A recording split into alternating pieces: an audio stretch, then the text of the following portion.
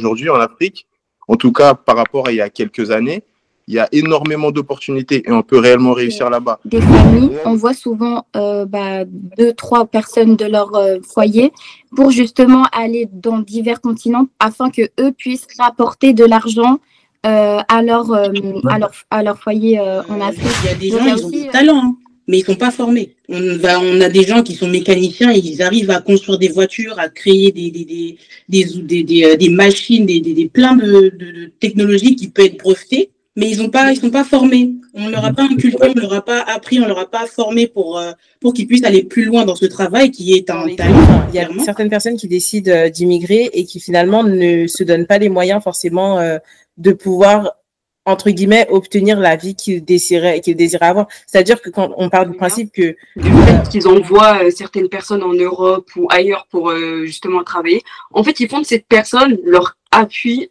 économique. Je ne sais pas si je m'exprime bien.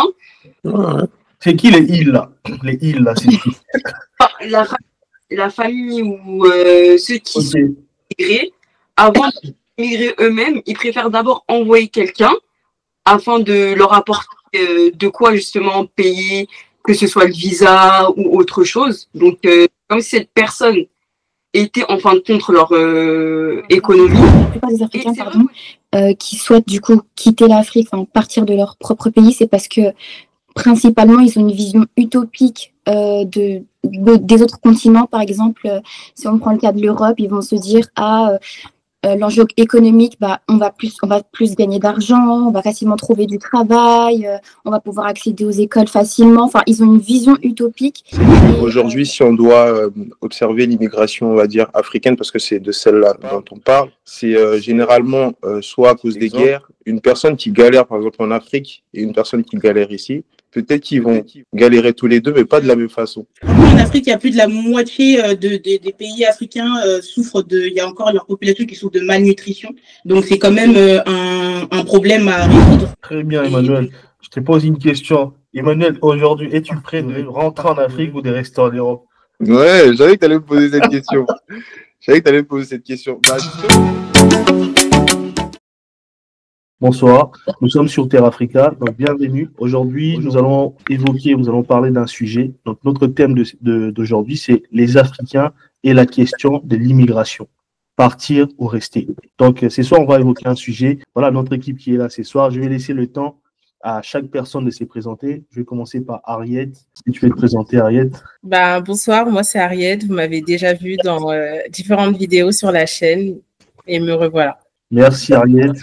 Donc, bonsoir Ariette. Et on est aussi avec Plamedi qui est avec nous. Je laisserai le temps à Plamedi de se présenter. Bonsoir, je m'appelle Plamedi et je viens de rejoindre la team du coup. Je suis nouvelle et je suis contente d'être là. Bienvenue Plamedi, parmi nous. Bienvenue. Et nous avons aussi Antonia qui est là avec nous. Je te laisse te présenter, Antonia. Bonsoir, je m'appelle Antonia et c'est aussi la première fois que je fais partie du débat. Merci Antonia, bienvenue à toi. Et merci. Nous sommes avec Emmanuel qui est avec nous. Bonsoir, pareil qu'Ariette, vous avez déjà dû voir ma tête plusieurs fois sur plusieurs discussions qu'on a eues. Et pareil, très content encore d'être là pour cette discussion, j'espère qui vous intéressera. Merci beaucoup en tout cas. Donc c'est un plaisir de vous retrouver. Donc ne soyez pas timide. Hein. Donc voilà, ne soyez pas timide. Parlez, dites ce que vous avez à dire. Tant que voilà, c'est fait dans le respect et tout ça. Il y a des gens qui nous suivent un peu partout. Et je crois qu'ils auront le plaisir de nous répondre dans les commentaires, de s'abonner, ainsi de suite. Hein. Donc voilà. Donc aujourd'hui, c'est un sujet qui est très intéressant. On parle surtout de l'immigration. Aujourd'hui, on sait qu'il y a pas mal d'Africains qui quittent l'Afrique, qui quittent le continent africain pour aller vers d'autres continents. Donc l'immigration ne concerne pas seulement les Africains qui vont vers l'Europe. Donc il y a les Africains qui vont dans le continent américain, dans d'autres continents, ainsi de suite. Même au sein de l'Afrique, il y a l'immigration. Donc il y a des Africains qui quittent leur pays pour aller vivre au Maroc, pour aller vivre au Sénégal, pour aller vivre dans d'autres pays. Et aujourd'hui, donc on veut vraiment mettre ces problèmes à l'évidence de savoir si les Africains doivent rester ou quitter leur pays et pourquoi ils quittent ou pourquoi ils doivent rester dans leur pays. Donc, je commencerai par donner la parole à qui veut commencer. Hein, je ne sais pas. Hein. Je vous laisse le choix. Hein. Comme tu veux. Hein. Comme je veux. Ok. Ouais. Ok, d'accord. Bah, on va commencer avec Plamedi alors. Plamedi, bah, dis-nous alors, c'est quoi ton avis sur le sujet? Voilà, déjà. C'est vrai que on peut remarquer qu'il y a énormément d'immigration, surtout si on parle d'Africains qui viennent, comme tu as dit, à peu près partout dans le monde. Mais c'est vrai qu'il y a énormément d'immigration en Europe, que ce soit en France ou en Italie. Et pour moi, je pense que si ces personnes risquent leur vie, comme pour prendre des bateaux, il y en a d'autres qui se cachent dans des trains pour venir en Europe et tout, ou ailleurs, c'est que les conditions de leur pays ne les conviennent pas forcément et pensent trouver de meilleures conditions ou de meilleures aides sociaux dans d'autres pays. Et même pour leur bien ou pour leur famille, des fois, il y en a qui ramènent leurs enfants pour les aider à avoir des études, des bonnes conditions pour travailler, pour avoir un bon métier. Donc, c'est vrai que c'est une question en fait qui peut avoir plusieurs aspects et plusieurs, je sais pas un peu comment expliquer, mais voilà. Ok, merci. Donc, je donne la parole à Antonia. Alors, moi, j'ai un avis double tranchant entre partir et rester concernant l'immigration en Afrique, parce que dans tous les cas, on a un objectif, mais surtout, les Africains, la plupart des Africains, pardon, qui souhaitent du coup quitter l'Afrique, partir de leur propre pays, c'est parce que principalement, ils ont une vision utopique des autres continents. Par exemple, si on prend le cas de l'Europe, ils vont se dire l'enjeu économique, on va plus gagner d'argent, on va facilement trouver du travail, on va pouvoir accéder aux écoles facilement. Enfin, ils ont une vision utopique et ils se disent que pour eux, c'est une chance de pouvoir en bénéficier. Ou souvent, ils partent parce que justement, il y a aussi des enjeux politiques, il y a des guerres, il y a du terrorisme. Donc, du coup, ils se disent par leur propre sécurité, ils ne peuvent pas rester dans leur pays. Il y a aussi des enjeux, des conditions médiocres, dans le sens où il y a la famine, les conditions de santé, elles ne sont pas bonnes non plus. Donc, il y a toutes ces choses-là qui les font partir. Et puis, je trouve que si on est prêt à vouloir laisser toutes ces choses-là pour son bien-être et quitter du coup sa terre natale, oui, là c'est une bonne chose, mais en soi, il faut aussi être réaliste dans le sens où le chemin, il va être long et dur, et surtout qu'il n'y a pas de bons moyens en disposition pour qu'on puisse favoriser du coup l'immigration. Et voilà. Enfin, ouais. Ok. Merci, c'est intéressant. Très intéressant. Intéressant. Oui, toujours, je fais d'abord le tour, après on va entrer en profondeur, on va toucher les sujets qui piquent un peu là. Voilà. Là, c'est l'intro, quoi. Je laisse la parole à Ariette. Et entre-temps, avant qu'Ariette puisse prendre la parole, on est aussi avec Grace. Donc, on va laisser Grace se présenter. C'est la première fois, Grace, on te laisse te présenter rapidement. Hello, du coup, je m'appelle Grace, donc bonsoir à tous. Et du coup, je suis étudiante en deuxième année de master en coopération internationale. Et je suis aussi membre de la jeunesse des messagers. Merci, Grace. Bienvenue. Bienvenue parmi nous. C'est un plaisir. Donc, Ariette, je te repose la même question. À toi la parole. Moi, du coup, je pars du principe que je comprends l'immigration. Enfin, je comprends le fait que certaines personnes pensent à partir de leur pays. Je suis du coup du même avis que Antonia. D'un point de vue politique, lorsque tu te mets à la place d'une personne qui vit là-bas, tu pars du principe que si tu te bases sur les guerres, une personne, en fait, elle a le choix entre rester en vie en allant ailleurs et la mort en restant dans son pays. Donc, l'immigration, dans ce cas-là, en fait, elle est totalement compréhensible et la question, elle se pose même pas. Après, c'est vrai que y a un côté où c'est plutôt idéalisé dans le sens où ils ont l'impression que, par exemple, si des personnes doivent venir en France, c'est tout beau tout rose. Non, c'est pas tout beau tout rose, mais la plupart du temps, généralement, ils partent du principe qu'ils veulent une vie meilleure que celle qu'ils ont actuellement dans leur pays de naissance, dans leur pays d'origine. Du coup, c'est pas des personnes à blâmer et leur point de vue, il est totalement compréhensible, en fait. Ok, merci. Ouais. En tout cas, je tiens à préciser aussi que nous tous là, presque, on est en France, sauf Antonia, qui est en Suisse, c'est ça? Exactement. Elle est en Suisse, et du coup, déjà, les gens qui habitent en Suisse, nous tous, on a une image un peu différente de la Suisse. On se dit qu'en Suisse, sorry. Ils sont riches, voilà. Ils gagnent beaucoup. La vie est pas facile, mais le même boulot que tu fais en France, tu n'auras pas le même salaire en Suisse. Après, il y a des détails, il y a des choses qu'on ne connaît pas, en fait. La vraie réalité des gens qui vivent en Suisse, on ne le sait pas. Donc, ça nous permettra aussi de voir aussi cet aspect, au fait, des choses en Suisse. Donc, je laisse la parole à Emmanuel et après, Grâce, tu pourras prendre la parole aussi. Après, ce que je vais dire, ça va rejoindre un peu ce que tout le monde a dit.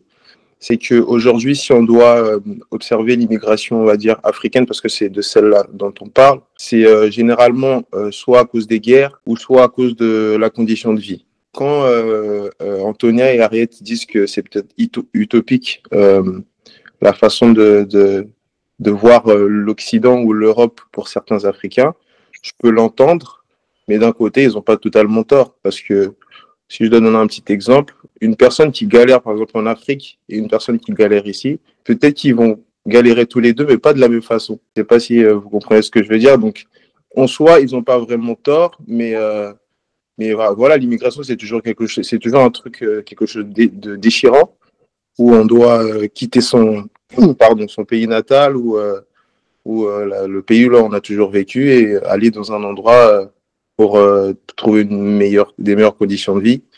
Donc voilà, après, on aura le temps d'approfondir sur Tout à fait. Donc, avant de donner la parole à Gra, je tiens à préciser, parce que je sais que dans les commentaires, les gens vont insister, vous parlez trop de l'immigration que Afrique, Europe, non.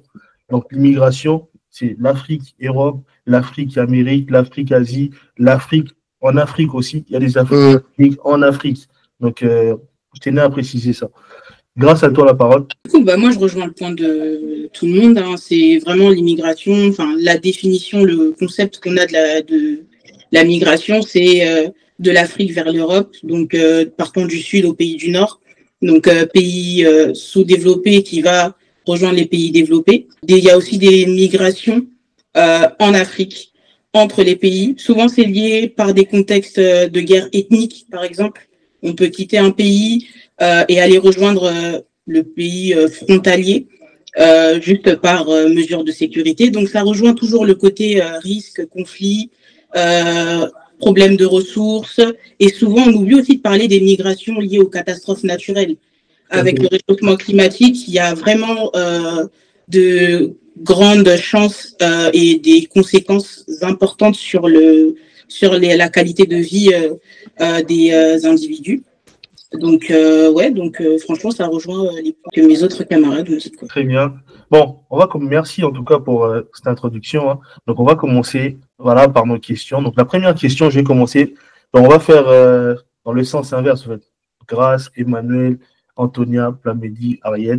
Donc, je laisse la parole à Grâce. La première question, quelles sont les principales raisons économiques qui poussent les Africains à envisager l'immigration vers d'autres continents?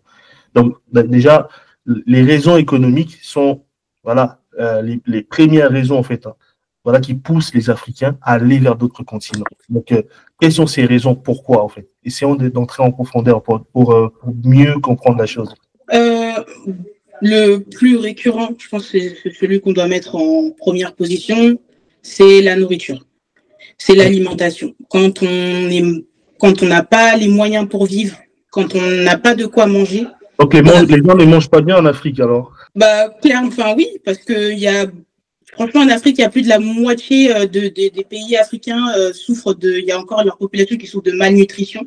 Donc c'est quand même un problème à résoudre. Et donc c'est la nourriture qui est vraiment un problème. Donc l'alimentation, l'accès à l'alimentation, c'est vraiment un problème. Ensuite, ça va être peut-être la santé. La santé, c'est aussi un des fléaux de migration aujourd'hui. Donc, il y a encore diverses raisons qui poussent aussi les autres. Enfin, j'ai pas encore en tête la question, voilà. Mais sinon, c'est vraiment l'alimentation, la santé vraiment qui est importante pour les populations. Donc, en fait, c'est les besoins de première nécessité qui poussent en fait les individus à quitter un pays. Ok. Non, ça marche correctement, il n'y a pas de problème. Les raisons économiques, en tout cas, Emmanuel, c'est quoi les raisons économiques qui poussent vraiment les Africains à quitter l'Afrique? Les raisons économiques, en fait, ça va rejoindre un peu ce que Grace a dit. C'est en fait quand tu as un être humain qui vit au jour le jour et qui sait pas ce qu'il va manger le lendemain, bah forcément il réfléchit à aller dans un endroit où il aura à moins réfléchir sur ça, quoi. Donc ça sera plutôt ça, avoir une perspective d'avenir un peu plus claire, tu vois, sur le fait de manger, aller à l'école, enfin des trucs que nous pensons basiques, mais dans certains endroits du monde où c'est des choses qui sont pas aussi basiques que ça. Donc je pense que c'est ça, c'est à manger, l'éducation. Franchement, moi, je trouve que c'est un peu utopique comme raison. Ouais. Je rejoins Antonia et Ariette aussi tout à l'heure pourquoi je dis ça? Parce que moi, j'ai vécu en Afrique. Voilà, je suis né en Afrique.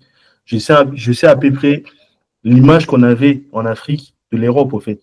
Quand on était en Afrique, on voyait qu'en Europe, tout était beau, les gens mangeaient, tout le monde est bien et tout ça. Et en arrivant ici, je vois que, par exemple, là, je prends les cas de l'Europe, hein, je vois qu'ici, il y a des gens qui mangent mal.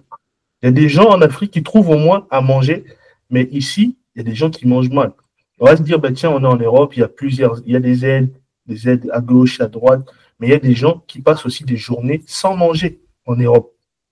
Donc après, c'est vraiment les raisons économiques qui nous poussent à venir en Europe, mais est-ce qu'on ne se trompe pas, au fait, derrière ces raisons économiques, de se dire qu'ici, je souffre trop, je vais essayer d'aller dans l'autre continent parce que j'ai l'image que là-bas, on mange bien, je peux aller me faire soigner facilement, ainsi de suite.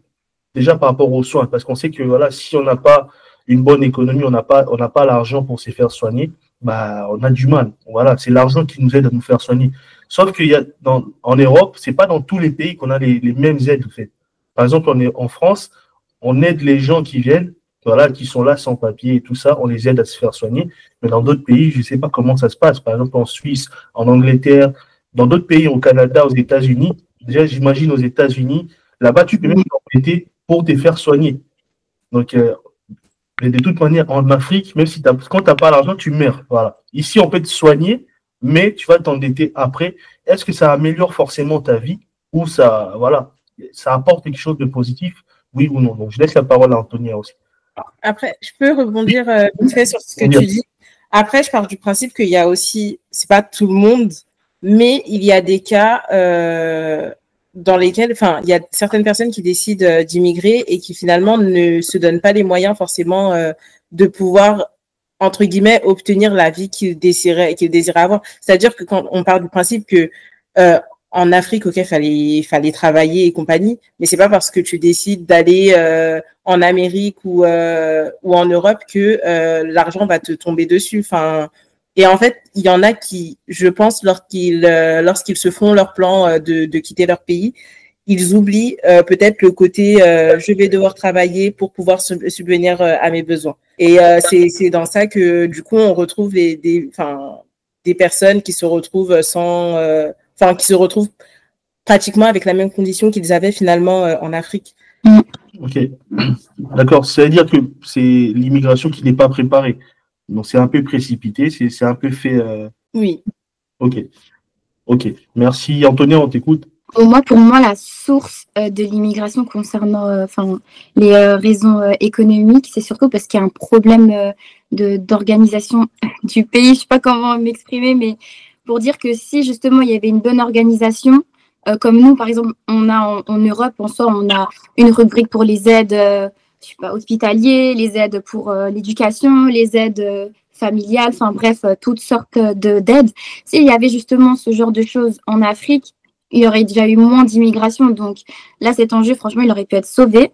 Mais aussi, les raisons économiques, il n'y a pas aussi forcément que les mauvaises conditions de vie, la santé, l'éducation, la nourriture, enfin toutes ces choses-là. Il y a aussi le fait que des familles envoient souvent 2-3 personnes de leur foyer pour justement aller dans divers continents afin qu'eux puissent rapporter de l'argent à leur foyer en Afrique. Donc il y a aussi, après, je trouve que ça dérive aussi sur les mentalités africaines, sur les cultures. Enfin, il y a toutes ces choses-là aussi où je trouve justement les raisons économiques qui font que. Voilà. Ah, très bien. Là, tu viens d'évoquer un point qui. C'est vrai en plus. Hein. Vous êtes d'accord, hein, il y a des familles en Afrique qui envoient Moi, je connais, il y a des gens qui ont carrément vendu une parcelle, ou bien Ah la oui, moitié de la parcelle pour envoyer quelqu'un en Europe. Et eux tous, ils ont mis leur espoir en fait dans la personne. Ils disent, mais tiens, t'inquiète pas, on t'envoie et quand tu vas arriver là-bas, tu vas travailler, tu vas tout faire pour nous envoyer de l'argent. exactement. Ça devient une source de pression, voilà, pour la personne qui vient. Et quand tu viens ici, tu rencontres, en fait, tu trouves qu'il y a d'autres réalités et tu as du mal à t'en sortir, ça devient compliqué pour toi aussi. Donc, toute la famille regarde vers toi. Donc, qu'est-ce que Plamélie, tu partages aussi Déjà, j'aimerais appuyer le point de Antonia du fait qu'ils envoient certaines personnes en Europe ou ailleurs pour justement travailler. En fait, ils font de cette personne leur appui économique. Mm. Je ne sais pas si je m'exprime bien. Ouais. C'est qui les îles là? Les îles là, c'est qui? Enfin, la famille ou ceux qui sont Ok.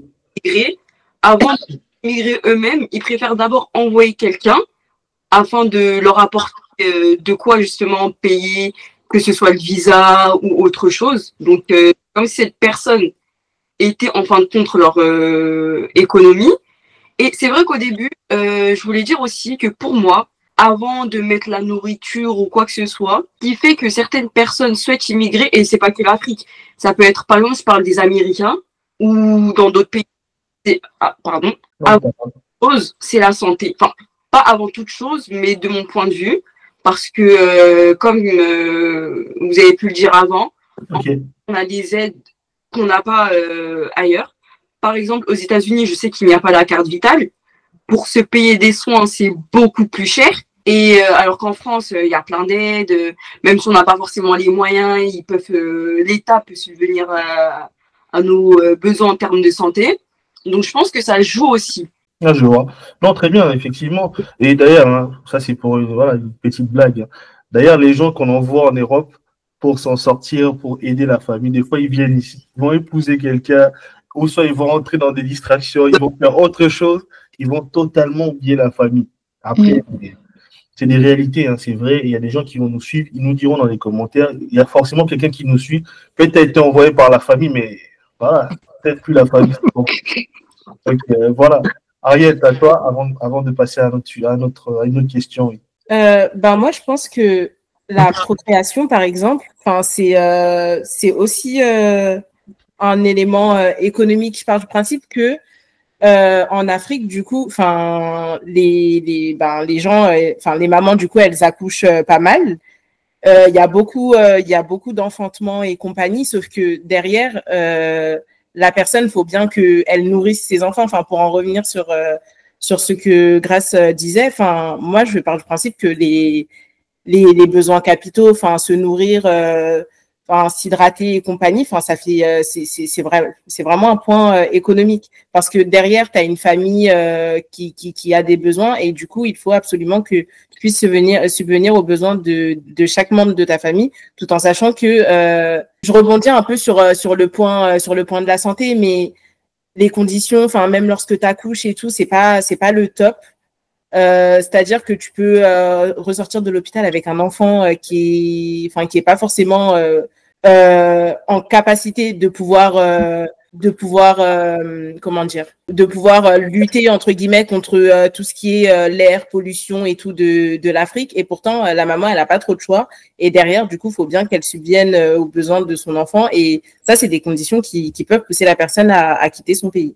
Ok, parfait, très bien. D'ailleurs, tu as bien fait d'évoquer le côté démographique et tout ça, hein, parce que déjà, un peu de statistiques, hein, selon l'ONU et la Banque mondiale, environ 60% de la population africaine a moins de 25 ans. Donc l'Afrique, aujourd'hui, l'Afrique est le continent qui a le plus de jeunes, en fait, hein. Il y a la population, elle est vraiment jeune et tout ça comparé à d'autres continents.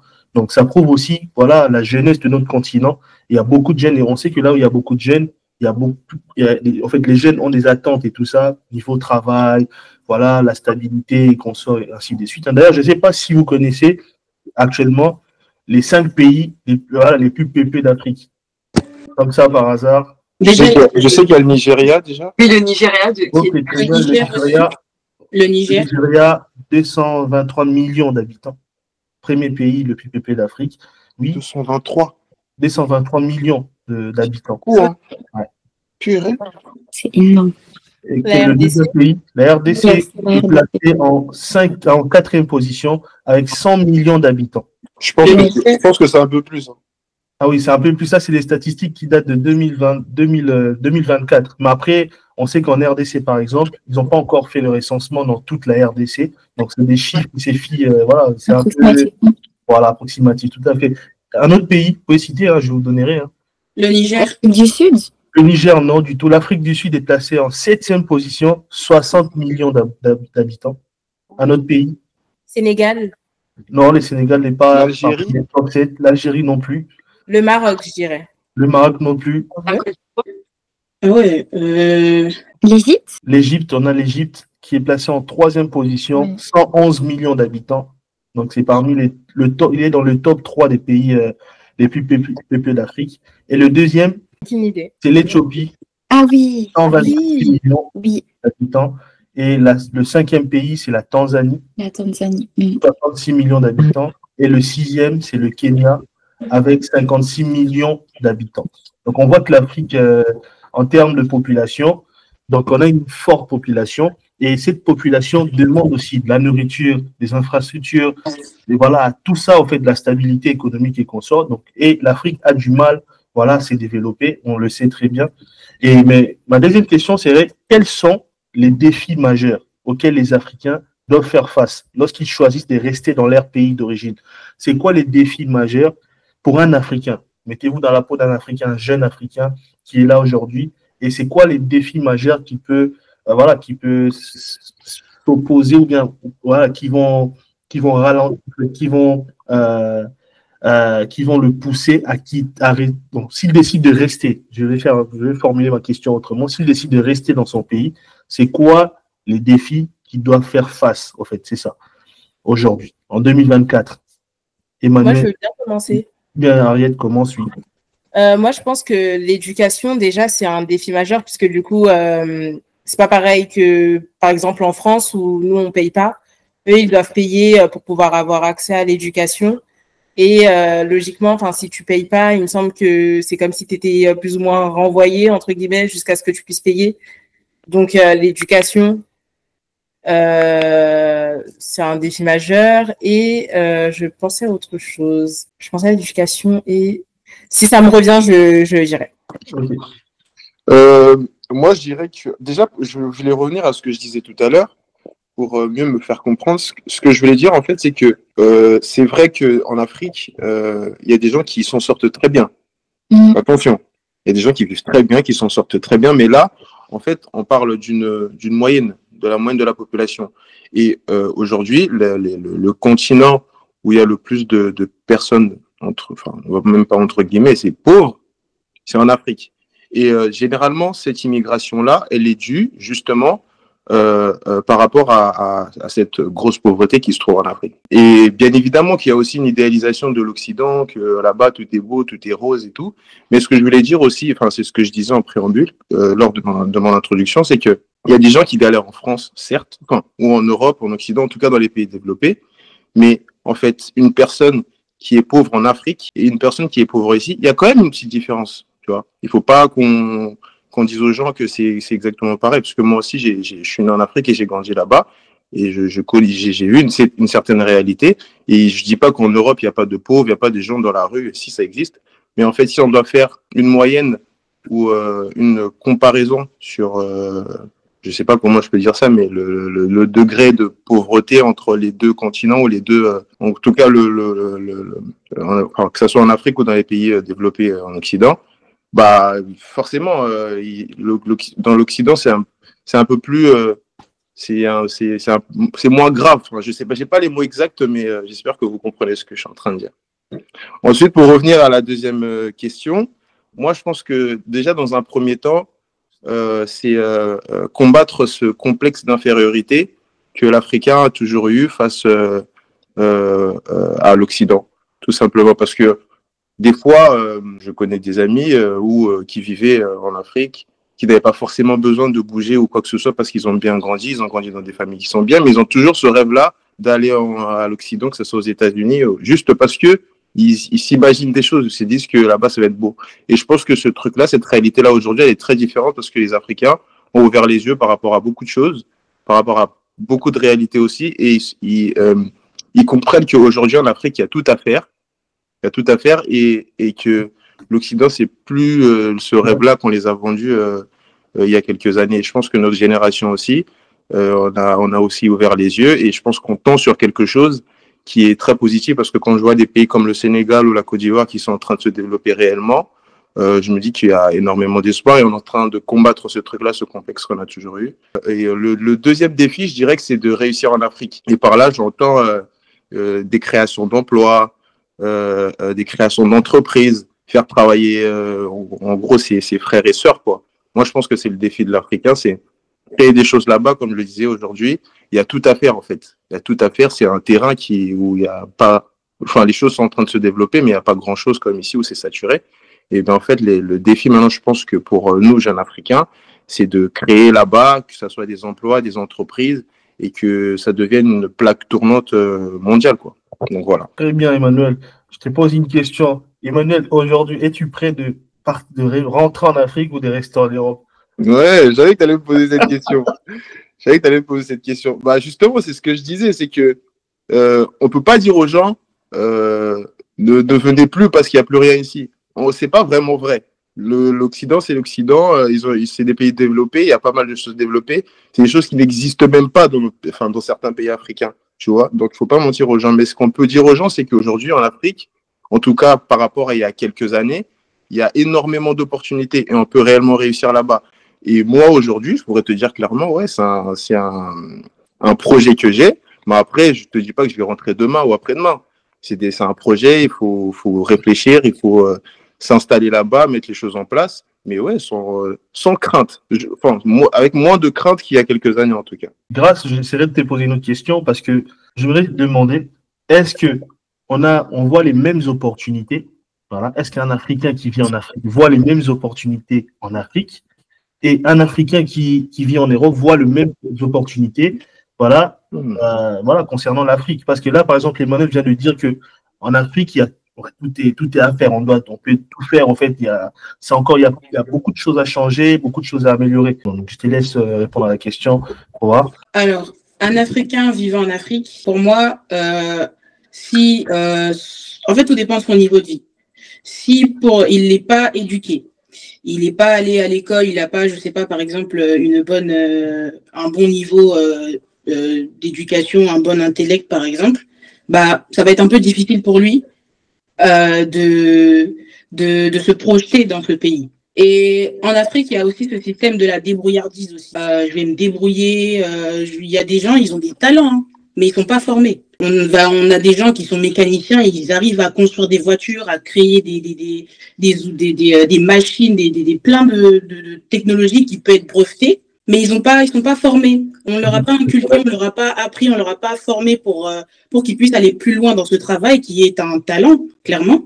Et du coup, bah, se projeter, bah non, du coup, on peut pas se projeter si on n'a pas une formation adéquate pour pouvoir aller un peu plus loin dans nos projets et dans nos compétences. Par contre, pour un Africain qui est en Europe, est-ce qu'il se projette en Afrique? Bah, en fait, tout dépend de ses objectifs. Si c'est un entrepreneur, il voit qu'en Afrique, par exemple, ah ouais, je peux investir dans la location de voitures pour des grandes personnalités, je peux investir dans, je sais pas, l'immobilier, dans l'architecture et tout. Ah oui, là, il peut se projeter et ici, il aura les moyens de se former, il pourra payer une formation ou même l'État peut lui financer. Parce que maintenant, il y a les comptes CPF où tu peux avoir une petite formation dans ça. Donc, il peut se former. L'État lui donne le moyen de se former, mais lui-même aussi, par son travail, s'il travaille, il peut se former. Donc, il a les moyens pour payer sa formation. Ensuite, réfléchir par où je vais commencer, où investir, dans quel lieu, dans quel endroit, dans quel pays est plus productif que l'autre. Et ben, c'est là où plus tu acquéris des compétences et des savoirs, c'est là où tu poses les bases et après tu peux aller en Afrique pour aller investir. Très bien. Oui, Camille, laisse la parole. Ajouter une chose par rapport à la question de Grâce. Déjà, un Africain, si on peut voir, par exemple, si on prend l'exemple des footballeurs, la plupart des footballeurs africains préfèrent aller jouer en Europe. Ils savent que là-bas, ils auront beaucoup plus d'opportunités que s'ils jouent pour leur propre pays ou déjà pour commencer et tout. Et aussi, j'ai remarqué quelque chose, c'est que les parents africains qui se trouvent en Europe ont beaucoup plus de facilité à investir en Afrique, que ce soit dans l'immobilier ou quelque chose comme ça, que en Europe. Donc ça prouve aussi que malgré le fait qu'ils se trouvent en Europe, ils voient aussi qu'en Afrique, il y a aussi des côtés positifs dans certains domaines, dans certains business, et c'est ce qui les pousse aussi à investir en Afrique. Je vais revenir sur ce que Grace disait. Je trouve que quand on vit en Europe et que du coup, on souhaite du coup investir en Afrique ou vouloir vivre en Afrique, souvent, la plupart des Africains ou bref, étrangers, je sais pas, c'est souvent parce que comme ils ont travaillé en Europe, ils ont assez mis de côté et du coup, eux, ils se disent, c'est plus facile pour eux de pouvoir retourner parce que justement, j'ai les moyens. Mais admettons que justement, ils n'avaient pas eu cette chance-là de pouvoir travailler et de mettre de côté pour pouvoir investir. Vous pensez réellement qu'ils avaient eu la volonté de vouloir retourner en Afrique? Il y a aussi cette vision parce qu'ils se disent, en Afrique, justement, c'est un continent sous-développé, donc j'aurais justement l'occasion de pouvoir me faire de l'argent aussi là-bas parce qu'ils sont partis justement parce qu'ils n'avaient pas ces choses-là pour aller en Europe et justement pour revenir, ils veulent justement que ça soit un cercle, un cercle infini, vous voyez. Donc, moi, je trouve que quand ils veulent retourner en Afrique, souvent, c'est pour aussi un bénéfice, pour avoir un bénéfice. Moi, j'ai des oncles à moi qui disent justement que quand ils vont toucher la retraite en Suisse, eux, la première chose qu'ils se voient faire, c'est retourner en Afrique. Pourquoi? Parce que justement, ils ont eu assez dans leur deuxième pilier, ils peuvent refaire leur vie en Afrique. Ils peuvent retourner en Afrique jusqu'à ce qu'ils meurent. Ils seront bien financièrement. C'est plus cette chose-là, je dirais. Mais pour revenir aussi sur ce que Emmanuel avait dit avant, l'un des défis qu'on a à faire en Afrique, certes, il y a les enjeux économiques, mais il y a aussi, en fait, je trouve que ça dépend d'une femme ou d'un homme. Souvent, la femme, elle peut, pour qu'elle puisse rester en Afrique, elle a, il y a des enjeux culturels dans le sens où on impose des mariages forcés pour pas qu'elle puisse, elle, se développer. Les hommes, comme il a dit juste avant, il y a cet esprit de débrouillardise que lui, justement, il doit quitter la maison pour pouvoir subvenir aux besoins. Il y a toutes ces choses-là. Mais je voulais aussi revenir sur une seule chose. Je dirais que la source de toutes ces choses-là, c'est parce que, justement, comme j'avais dit au tout début, le fait que l'Afrique soit un continent sous-développé et qu'en plus de ça, ça a été malgré eux parce que toutes ces choses-là viennent bien en avant. Ça vient de l'esclavage, ça vient des colonisations. Ça fait qu'en fait, cet esprit-là de pouvoir développer, d'entrepreneuriat, toutes ces choses-là, on les a pas. Les esprits, de vouloir nous investir pour étudier toutes ces choses-là, on les a pas parce que justement, on nous a pas laissé place à ça. On nous a directement mis sous les mines. Toutes ces choses-là, on sait que la débrouillardise. Moi, j'ai l'impression que c'est un peu toutes ces choses-là. Je trouve que si on avait eu la chance de pouvoir nous être libres de toutes ces choses-là, je pense pas qu'on en serait là aujourd'hui. Je pense pas qu'il y aurait aussi un taux d'immigration autant élevé. Donc aussi, il faudrait qu'on revoie bien la source de toutes ces choses-là. Abonne-toi sur notre chaîne Terre Africa, partage nos vidéos et continuez à nous soutenir. Nous vous remercions pour votre soutien à votre chaîne Terre Africa.